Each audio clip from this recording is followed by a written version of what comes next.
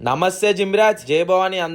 అందరు ఎట్లురు భవానీలో మంచిగా మస్తు రోజులు అయిపోయింది కదా నేను ఇట్లా డైలీ వ్లాగ్స్ తీసి. ఇక ఈ 9 రోజులు హిందువులకి చాలా స్పెషల్. ఇక స్పెషల్ డేస్ నా ఫీడ్ లో రికార్డ్ అయి ఉండాలని చెప్పి నేను అయితే డైలీ వ్లాగ్స్ ఇస్తున్నా. నేను ఎవ్రీ ఇయర్ నవరాత్రులకి కంకణం కట్టించుకొని దీక్షలో ఉంటుండే. బట్ ఈసారి మనసులో ఎందుకు అనిపించుండే భవానీ మాల వేసుకోవాలని చెప్పి. ఇక ఏ మాత్రం సెకండ్ థాట్ లేకుండా వేసుకొని ఉండే. ఇక అట్లా అని చెప్పి నేను మా అమ్మ భవానీ ఇంట్లోనే పీఠం పెట్టుకున్నాం. నిజంగా చెప్తున్నా కదా భవానీ, నేను కంకణం కట్టుకుంటాను టోటల్ 1 year లో కలగని positive vibes and calm and peace mindset ఈ 9 days లో నేను అబ్జర్వ్ చేస్తా. అట్లాంటిది ఈసారి అమ్మవారి మాలనే ధరించిన. చూద్దాం నా ఇన్నర్ సెల్ఫ్ లో ఏమేం చేంజెస్ వస్తాయో. ఇక దీక్షలో ఉన్నాం కాబట్టి మాంసాహారం తినొద్దు. ఇంకా అందుకే సాత్విక్ పదార్థాల్లో ఉన్న ఫుడ్ ఇంగ్రీడియంట్స్ చూస్ చేసుకున్నా ఫర్ హై ప్రోటీన్. ఇక అమ్మవారికి నైవేద్యం పెట్టి మంచిగా మొక్కుకొని నేను కూడా నా భిక్ష అయితే కంప్లీట్ చేసిన. ఇక 1.5 hour గ్యాప్ ఇచ్చి జిమ్ కి అయితే వెళ్ళిపోయి జై భవానీ అని అమ్మవారిని తలుచుకొని ఆ షోల్డర్ వర్కౌట్ అయితే స్టార్ట్ చేసిన. నేను షోల్డర్ వర్కౌట్ అంత కాంప్లికేట్ చేయను. Just dumbbell OHP and front raises, side raises, reverse pec fly